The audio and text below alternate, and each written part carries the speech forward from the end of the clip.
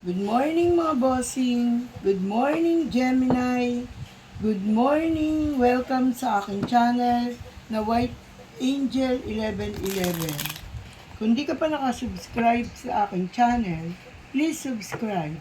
At pindutin mo na rin ang notification bell para mauna ka sa manonotify sa reading na ito.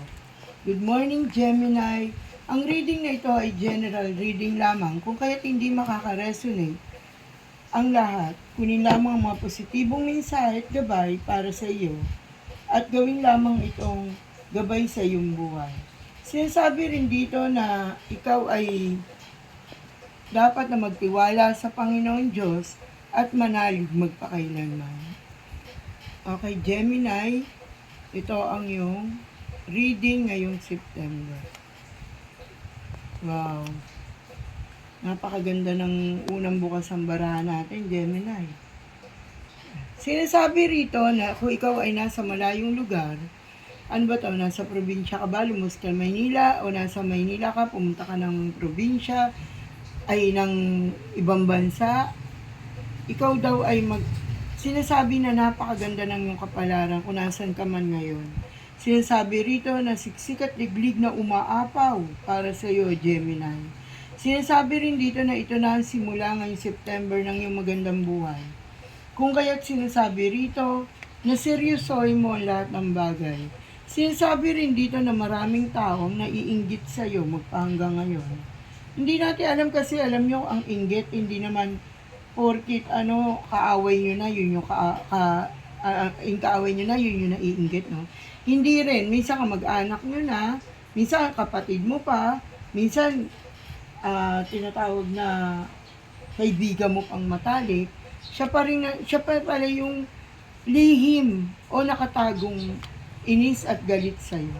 Sinasabi rin dito na mapupunan mo na ang mga pangangailangan at pagkukulang mo. Sinasabi rito na may temptation, may tukso, merong tinatawag na may pagkakasala o pagkakamali na nakaambang magaganap. Iwasan na ito, Gemini, hanggat maaga pa. Sinasabi rito na patuloy ka manalangin. Ang panalangin na siya makakapagpatatag at makakapagpatibay sa iyo. Sinasabi rito na marami kang pagpapalang parating. Sinasabi rin dito na ang buong mundo ay nakatingin at nakatitig sa iyo, na siya nagbibigay ng tinatawag na kaligayahan, tagumpay. Kung ikaw ay nasa loob ng social media, nandiyan ka sa loob, bablog ka ba, ganun, o model ka ba, artista ka ba, reporter ka ba, basta nasa part ng social media, ikaw ay sisikat na. Makikilala ka raw balang araw. Nakikita ko sa energy rito na magbubukas na ang iyong magagandang pahina ng iyong buhay.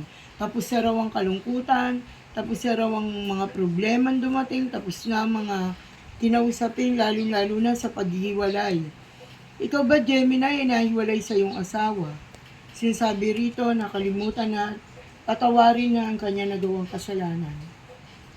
Sinasabi naman dito kung ikaw ay byuda, natagpuan mo na ang panibagong magmamahal sa iyo ng tapat. Sinasabi rito na huwag ka na mag-alinlangan at mag-isip pa ng kung ano-ano. Sinasabi rin dito na maaaring mauwi sa kasalan ng inyong pag-iibigan. Sinasabi rito na ibang lahi ito at hindi ito katulad kung ikaw ay Pilipino, hindi ito Pilipino, ito ay may ibang lahi. Sinasabi may tradisyon sila sa kanilang lugar at ito ang matrimonyo na inyong igagalang at dito ka ikakasal. Sinasabi na hindi mo na kailangang piringan pa ang iyong mga mata sapagkat nakikita mo na ang katotohanan at kaganapan.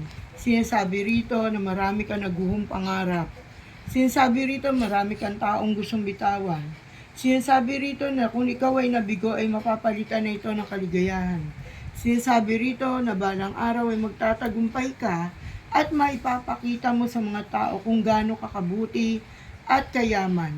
Sinasabi rito na merong judgmental na sinasabing kung ikaw ay may usaping kaso sa batas, ito ay yun ang malalagpasan at maipapanalo mo ito. Kung ito ay alam mong ikaw ay naargabyado, sinisiguro sa iyo ng kapalaran o ng iyong baraha na mapapagtagumpayan mo ito. Pasensya na guys, sa bubulol ako, no? Parang ang dami kasing energy na aking nakikita. Sapagkat maraming tao ang manloloko at nanloloko sa'yo. Sinasabi rin dito na dahil mabuti kang tao, Gemini, madali ka nilang maloko o mabola. Madali ka rin nilang mapaniwala sa anumang kanilang sinasabi. Sinasabi ko sa iyo na ikaw ang kukuha ng mga positibong enerhiya na ginagawa nilang panloloko sa iyo. Hindi ka nakakatulog, kakaisip, nagigising ka ng madaling araw, masyado kang malungkot. Kalimutan mo ito, may taong nagbibigay ng problema sa iyo at palayain mo na ito para ikaw ay tuluyan ng mapayapa. Maraming darating na magagandang buhay para sa iyo, lalo-lalo na magandang kapalaran. Iniisip mo bang pag-aaral ng iyong mga anak? Sinasabi ko sa iyo rito na maganda ang kakaharapin ng iyong mga anak. Makakapagtapos sila ng pag-aaral.